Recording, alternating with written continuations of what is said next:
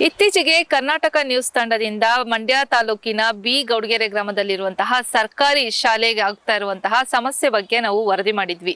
ಸರ್ಕಾರಿ ಶಾಲೆಯ ಪಕ್ಕದಲ್ಲಿರುವಂತಹ ಸುಮಾರು 4 ಎಕರೆ ತೋಟಗಾರಿಕೆ ಇಲಾಖೆಗೆ ಸೇರಿದಂತಹ ಒಂದು ಜಾಗ ಸರ್ಕಾರಿ ಶಾಲೆಗೆ ಈಗ ಸಮಸ್ಯೆಯಾಗಿ ಪರಿಣಮಿಸ್ತಾ ಇದೆ. ಯಾಕಂತ ಹೇಳಿದ್ರೆ ಆ ಕೆರೆಯಲ್ಲಿ ಬೆಳೆದಿರುವಂತಹ ಜೋಂಡು ಹಾಗೂ ಆ ಜೋಂಡಿನ ಹೂವಿನಿಂದಾಗಿ ಅಲ್ಲಿನ ಶಾಲಾ ಮಕ್ಕಳು ತುಂಬಾ ಸಮಸ್ಯೆಯನ್ನ ಎದುರಿಸ್ತಾ ಇದ್ರು.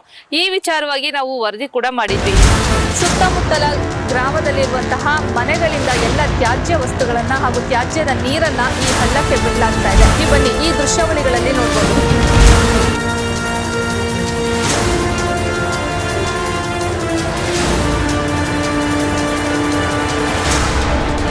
ಈ ದೃಶ್ಯಾವಳಿಗಳಲ್ಲಿ ಕಾಣ್ತಾ ಇರುವಂತಹ ಜೋಂಡಿನ ಒಂದು ಹೂವು ಏನಿದೆ, ಇದು ಹೂವ ಗಾಳಿಯಲ್ಲಿ ಹಾರಿ ಬಂದು ಮಕ್ಕಳ ತಟ್ಟೆ ಸೇರ್ತಾ ಇದೆ.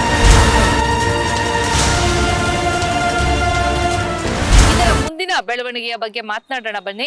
ಅಲ್ಲಿನ ಬಿ ಗೌಡಗೆರೆ ಗ್ರಾಮದ ಗ್ರಾಮಸ್ಥರು ಹಾಗೂ ಶಾಲೆಯ STMC ಅಧ್ಯಕ್ಷರು ಇವತ್ತು ನಮ್ಮ ಜೊತೆಗಿದ್ದಾರೆ. ಅವರನ್ನ ಮಾತಾಡ್ಸೋಣ. ನಮಸ್ತೆ ಸರ್. ನಮಸ್ತೆ ಮೇಡಮ್. ನಿಮ್ಮ ಹೆಸರು? ನಮ್ಮ ಹೆಸರು ಬೊಮ್ಮೇಶ್ ಅಂತ. ನೀವು ಅಪ್ಡೇಟ್ ಕೇಳ್ಕೊ ಬಂದಿರೋದು ನಮಗೆ ತುಂಬಾ ಖುಷಿ ಆಯ್ತು. ನೀವು ವರದಿ ಮಾಡಿದ್ಮೇಲೆ ಯಾವುದೇ ಥರ ಪ್ರೋಗ್ರೆಸ್ ಆಗಿಲ್ಲ. PDO ಕಾಂಟ್ಯಾಕ್ಟ್ ಮಾಡಿದ್ವಿ. PDO ಎಲ್ಲ ದುಡ್ಡು ಬರ್ಸೋಕ್ಕಾಗಲ್ಲ, ನಾವು ನಮ್ಮ ಕೈಲಾದಷ್ಟು ಹೆಲ್ಪ್ ಮಾಡ್ತೀವಿ ಅಂತಾರೆ. ಇದು ಸಣ್ಣ ಪುಟ್ಟ ಕೆಲಸ ಅಲ್ಲ. ಊರಿಂದ ದುಡ್ಡು ವ್ಯವಸ್ಥೆ ಮಾಡೋಕ್ಕಂತೂ ಆಗಲ್ಲ. ಇದು ಸರ್ಕಾರದ ಜಾಗ, ಸರ್ಕಾರ ಸ್ಕೂಲಿಂದ ಸರ್ಕಾರನೇ ಬರೆಸ್ಬೇಕು. ಇದಕ್ಕೆ ನೀವು ಮೇಲಧಿಕಾರಿಗಳ ಮಟ್ಟಕ್ಕೆ ತಗೋಗಿ ಲೈವ್ ಅಪ್ಡೇಟ್ ಕೊಟ್ಟು ಇದರ ಸಮಸ್ಯೆ ಬಗೆಹರಿಸ್ಕೊಡ್ಬೇಕು. ನಾವು ಊರಿನ ಗ್ರಾಮಸ್ಥರ ಕೈಲಿ ಸ್ಕೂಲ್ಗೆ ಅಭಿವೃದ್ಧಿ ಮಾಡೋಕ್ಕೆ ಆದ ಸುಮಾರು ಫಂಡು ಇದು ಮಾಡಿದ್ವಿ. ಅದು ಟೀಚರ್ಗೆ ಮತ್ತೆ ಸ್ಕೂಲ್ ಅಭಿವೃದ್ಧಿಗೆ ಅಂತ ಮಾಡಿದ್ದಾರೆ. ಈ ಕೆರೆ ವಿಚಾರವಾಗಿ ಈ ಜೋಂಡು ತೋಟಗಾರಿಕೆ ಇಲಾಖೆ ಜಾಗಕ್ಕೆ ಅದ ಕ್ಲೀನ್ ಮಾಡ್ಸೋಕ್ಕೆ ನಾವು ಪೋಷಕರಿಂದ ಆಗ್ಬೋದು, ಗ್ರಾಮಸ್ಥರಿಂದ ಆಗ್ಬೋದು ಅದಕ್ಕೆ ಅಮೌಂಟ್ ಕೊಡಿ ಅಂತ ಕೇಳೋಕ್ಕಾಗಲ್ಲ. ಅದು ಪಂಚಾಯತಿ ಇರೋದ್ರಿಂದ, ಸರ್ಕಾರ ಇರೋದ್ರಿಂದ ಅವೆಲ್ಲ ನಾವು ಕೇಳೋಕ್ಕಾಗಲ್ಲ. ಅದನ್ನು ಇವರು ಅಧಿಕಾರಿಗಳು ಅರ್ಥ ಮಾಡ್ಕೋಬೇಕು. ಶಾಸಕರು ಇವಕ್ಕೆ ಸ್ಪಂದನೆ ಮಾಡಬೇಕು. ಅವ್ರಿಗೆ ಮಾಹಿತಿ ಕೊಟ್ಮೇಲೆ ಅವ್ರು ಯಾವುದೇ ಥರ ಅಪ್ಡೇಟ್ಸ್ ತಗೊಂಡಿಲ್ಲ. ಅವತ್ತೇನು ನಾವು ಕೊಟ್ಟು ಅಷ್ಟೇ ಸ್ಟಾಪ್ ಆಗೈತೆ. ಶಾಸಕರಿಗೆ ಈ ಕುರಿತು ಮೊದಲೇ ಮಾಹಿತಿ ಕೊಟ್ಟು ಮೇಡಮ್, ಅವ್ರಿಗೆ ಅರ್ಜಿ ಕೊಟ್ಟು ಮಾಹಿತಿ ಕೊಟ್ಟು ಲೈವ್ ಫೋಟೋನು ಕೊಟ್ಟಿದ್ದು. ಅವ್ರ PDO ಗಮನಕ್ಕೆ ತಂದು ಬಿಟ್ರೆ ಇನ್ ಮತ್ತೆ ಅಪ್ಡೇಟ್ ಏನ್ ಕೇಳಿಲ್ಲ. ಅದು ಅವ್ರೇನು ಆಯ್ತು ಬಿಡ್ತು ಅಂತ ಕೇಳಿದ್ರೆ ತಾನೆ ಮೇಡಮ್ ಅಧಿಕಾರಿಗಳು ಕೆಲಸ ಮಾಡೋದು. ಅವ್ರು ಬಂದು ಇಲ್ಲ ಸ್ಥಳ ಪರಿಶೀಲನೆ ಮಾಡಿ ಇದಕ್ಕೆ ಏನಾಯ್ತದೆ, ಇಲ್ಲ ಕಾಂಟ್ರಾಕ್ಟರ್ಗಳು ಬೇಕಾ, ಇಲ್ಲ ನಾವು ಪಂಚಾಯತಿ ಕಡೆಯಿಂದನೇ ಮಾಡಿಸ್ಬೋದಾ ಅಂತ ಅವರು ವೆರಿಫೈ ಮಾಡಿ ಮಾಡಬೇಕು. ಅವರು ಅಪ್ಡೇಟ್ ಕೊಡ್ತಾ ಇಲ್ಲ, ಇವರು ಅಧಿಕಾರಿಗಳು ಸ್ಪಂದಿಸ್ತಾ ಇಲ್ಲ.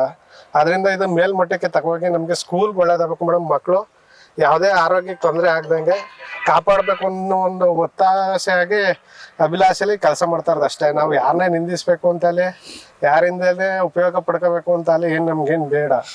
ನಮ್ದು ಸಾಕು ನಮಗೆ. ಬಟ್ ಇಲ್ಲಿ ಊರಿಗೋಸ್ಕರ ಮತ್ತೆ ಶಾಲೆಗೋಸ್ಕರ ಅವರೆಲ್ಲ ಶ್ರಮಿಸ್ಲೇಬೇಕು. ಸರ್ಕಾರದ ಕೆಲಸದಿಂದ ಇರೋದ್ರಿಂದ ಸರ್ಕಾರದ ಕೆಲಸ ಮಾಡ್ಲೇಬೇಕು ಅವರು. ಹೌದು.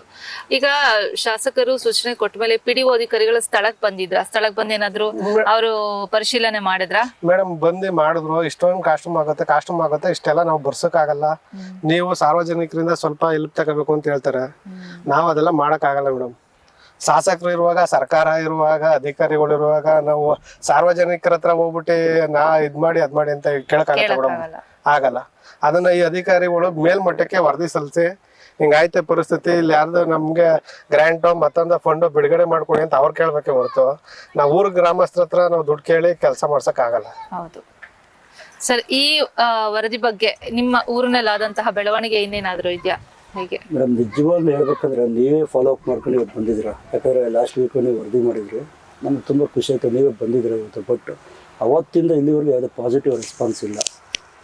ಗ್ರಾಮಸ್ಥರು ಆಲ್ರೆಡಿ ಅವ್ರ ಶಕ್ತಿ ಮೀರಿ ಅವ್ರು ಏನು ಮಾಡ್ಬೇಕು ಅದು ಮಾಡ್ತಾಯಿದ್ದಾರೆ. ಸ್ಕೂಲ್ಗೆ 4-5 ಜನ ಟೀಚರ್ಸ್ಗೆ ಸಂಬಳ ಕೊಡೋದಾಗಲಿ, ಅಲ್ಲಿ ವ್ಯವಸ್ಥೆ ನೋಡ್ಕೊಳ್ಳೋದಾಗಲಿ ಅವ್ರು ಮಾಡ್ತಾಯಿದ್ದಾರೆ.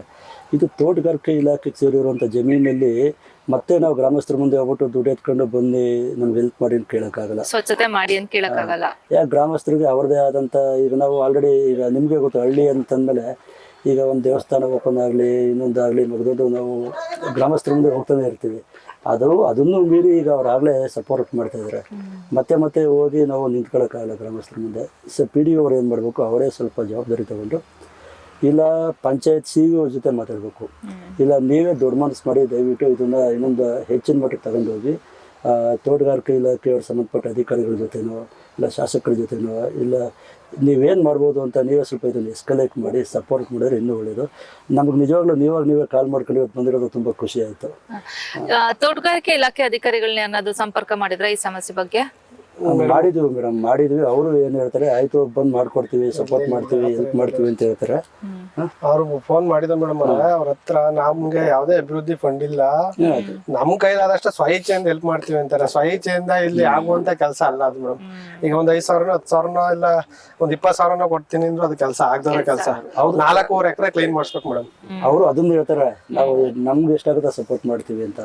ಈಗ ಒಂದು ಇಟಾಚಿ ಮತ್ತು ಈಗ ಅದು ಈ ಟಿಪ್ಪರ್ಗಳೆಲ್ಲ JCB ಎಲ್ಲ ಬಂದರೆ ಮಿನಿಮಮ್ ಒಂದು ದಿವಸಕ್ಕೆ 15,000 ಅಂತ ಅನ್ಕೊಂಡ್ರು. ಮಿನಿಮಮ್ ನಾ ಸುಮ್ಮನೆ ಜನರಲ್ಲಾಗಿ ಹೇಳ್ತಾ ಇರೋದು. ಒಂದು 3-4 ದಿವಸದ ಕೆಲಸ ಇದೆ ಅಂತ ಅನ್ಕೊಳ್ಳಿ, 50,000-60,000 ರೂಪಾಯಿ ಕೆಲಸ ಇದೆ. ಈಗ ಅವರು ಯಾರೋ ತೋಟಗಾರಿಕೆ ಇಲಾಖೆಯವರು ಅವರೇ ಒಳ್ಳೆ ಮನಸ್ಸಿಂದ 5-10 ಕೊಟ್ಟರೆ ಅದು ಕೆಲಸ ಆಗಲ್ಲ. ಇದು ಟೆಂಡರ್ ಕರೆದು ಕಂಪ್ಲೀಟಾಗಿ ಕೆಲಸಕ್ಕೆ ಕೈ ಹಾಕಿದ್ಮೇಲೆ ಅದನ್ನೆಲ್ಲ ಕ್ಲೀನ್ ಮಾಡಿ ಮತ್ತೆ ಅಲ್ಲೇನು ಬೆಳಕಳದೇ ಇರೋ ಥರ ನಮ್ಮದೇ ಪಕ್ಕದಲ್ಲಿ ಕೆರೆ ಇದೆ. ಮಣ್ಣು ಹೊಡೆದ್ರೆ ಕೆರೆಗೂ ಯೂಸ್ ಆಗುತ್ತೆ. ಮತ್ತೆ ಇಲ್ಲ ಮತ್ತೆ ಈಗ ನೀವು ಒಂದ್ಸಲ JCBಲಿ ಕ್ಲೀನ್ ಮಾಡ್ಬಿಟ್ಟಿದ್ರೆ ಮತ್ತೆ ಬೆಳ್ಕೊಳ್ಳುತ್ತೆ. ಅದು ಮತ್ತೆ ಬೆಳೆದೇ ಇರೋ ಥರ ಅದಕ್ಕೆ ಮಣ್ಣು ಹೊಡಿಬೇಕು.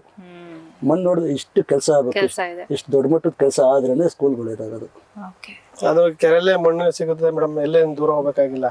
ಅದನ್ನ ಇವರು ಎಷ್ಟು ಸಾಲ ಅಭಿವೃದ್ಧಿ ಮಾಡ್ಕೊಡ್ತೀನಿ ಅಂತ ಶಾಸಕರು ಮುನ್ಸಿಚ್ಛೆ ಐತೆ ಅಷ್ಟಕ್ಕೆ ಮಣ್ಣು ನೋಡ್ಸಿ ಅದನ್ನ ಶಾಲೆಗೆ ಬರ್ಸ್ಕೊಟ್ಟು 1 to 10 ನಮ್ಗೆ ಹಿರಿಯ ಪ್ರಾಥಮಿಕ ಶಾಲೆಯಿಂದ ಪ್ರೌಢ ಶಾಲೆಗಂಟು ಸುತ್ತಮುತ್ತ ಎಲ್ಲೂ ಗೌರ್ಮೆಂಟ್ ಸ್ಕೂಲ್ ಇಲ್ಲ, 7th ಲಾಸ್ಟ್ ಇರೋದು. ಅದರಿಂದ ದೊಡ್ಡ ಮನ್ಸ್ ಮಾಡಿ ಜಾಗ ಐತೆ, ಅನುಕೂಲ ಐತೆ. ಅದ ಶಾಸಕರು ಗಮನಕ್ಕೆ ತಂದು ಅದನ್ನ ಸ್ಕೂಲಿಗೆ ಬರ್ಸಿ ಅವರು ಅನುದಾನ ತಂದು ಹೊಸ ಕಟ್ಟಡಕ್ಕೆ ಅನುಮೋದನೆ ಮಾಡಿಸಿದ್ರೆ ಅವ್ರಿವ್ರಿಗಂಟು ಜನಗಳು ಆಗ್ಬೋದು, ಪೋಷಕರೇ ಆಗ್ಬೋದು ನೆನ್ಕತಾರೆ ಮೇಡಮ್. ಯಾರು ಇರ್ತಾರೆ ಅವ್ರು ಕೆಲಸ ಮಾಡ್ಬೇಕು. ನೋಡಿದ್ರಲ್ಲ ವೀಕ್ಷಕರೇ, ಶಾಲೆಯ ಪಕ್ಕದಲ್ಲಿರುವಂತಹ ತೋಟಗಾರಿಕೆ ಇಲಾಖೆಗೆ ಸೇರಿದಂತಹ ಈ ಹಳ್ಳದಿಂದ ಆಗ್ತಾ ಇರುವಂತಹ ಸಮಸ್ಯೆಯ ಬಗ್ಗೆ ನಾವು ವರದಿ ಮಾಡಿದ್ರು ಕೂಡ ಅದರ ಬಗ್ಗೆ ಯಾವುದೇ ಅಧಿಕಾರಿಗಳು, ಈ ಗ್ರಾಮದ PDO ಅಧಿಕಾರಿಗಳಾಗ್ಲಿ ಅಥವಾ ಮಂಡ್ಯ ಜಿಲ್ಲೆಯ ಶಾಸಕರಾಗ್ಲಿ ಗಮನ ಹರಿಸದೇ ಇರೋದಕ್ಕೆ ಇಲ್ಲಿನ ಗ್ರಾಮಸ್ಥರು ಹಾಗೂ ಇಲ್ಲಿನ ಈ ಶಾಲೆಯ SDMC ಅಧ್ಯಕ್ಷರುಗಳೆಲ್ಲ ಬೇಸರವನ್ನ ವ್ಯಕ್ತಪಡಿಸ್ತಾ ಇದ್ದಾರೆ. ಈ ಸಮಸ್ಯೆಯ ಬಗ್ಗೆ ಗಮನ ಹರಿಸಬೇಕಾದಂತಹ ಇಲ್ಲಿನ ಗ್ರಾಮ ಪಂಚಾಯಿತಿಯ PDO ಅಧಿಕಾರಿಯೇ ಸರ್ಕಾರದ ಬಳಿ ಹಣವಿಲ್ಲ ಅಂತ ಹೇಳ್ತಾ ಇರುವಂತದ್ದು ನಿಜಕ್ಕೂ ಸರ್ಕಾರದ ಒಂದು ವೈಫಲ್ಯಕ್ಕೆ ಕಾರಣ ಅಂತಾನೆ ಹೇಳ್ಬೋದು. ಸರ್ಕಾರದ ವೈಫಲ್ಯನೋ ಅಥವಾ ಅಧಿಕಾರಿಗಳ ಒಂದು ಆಸಕ್ತಿ ಇಲ್ಲವೋ ಅನ್ನುವಂಥದ್ದೇ ಇಲ್ಲಿ ಒಂದು ದೊಡ್ಡ ಪ್ರಶ್ನೆಯಾಗಿದೆ. ಹಾಗಾಗಿ ಇನ್ನು ಮುಂದಿನ ದಿನಗಳಲ್ಲಾದ್ರೂ ಶಾಸಕರು ಹಾಗೂ ಇಲ್ಲಿನ PDO ಅಧಿಕಾರಿಗಳು ಈ ಬಗ್ಗೆ ಗಮನ ಹರಿಸಿ ಶಾಲೆಯ ಒಂದು ಸಮಸ್ಯೆಯ ಬಗ್ಗೆ, ಆ ಸಮಸ್ಯೆಯ ಪರಿಹಾರಕ್ಕೆ ಯಾವ ರೀತಿ ಅವರು ಕೈ ಜೋಡಿಸ್ತಾರೆ ಅನ್ನೋದನ್ನ ಕಾದ್ ನೋಡೋಣ. ಕ್ಯಾಮ್ರಾ ಪರ್ಸನ್ ಸಿದ್ಧಾರ್ಥ್ ಜೊತೆಗೆ ಸ್ಮಿತಾ ಸತ್ಯಪ್ರಕಾಶ್, B ಗೌಡ್ಗೆರೆ. ಇದೇ ರೀತಿ ಹೆಚ್ಚಿನ ಸುದ್ದಿಗಳಿಗಾಗಿ ನೋಡ್ತಾ ಇರಿ Karnataka news channel. Karnataka news digital channel ಅನ್ನು ಈಗಲೇ ಸಬ್ಸ್ಕ್ರೈಬ್ ಮಾಡಿ. ಧನ್ಯವಾದಗಳು.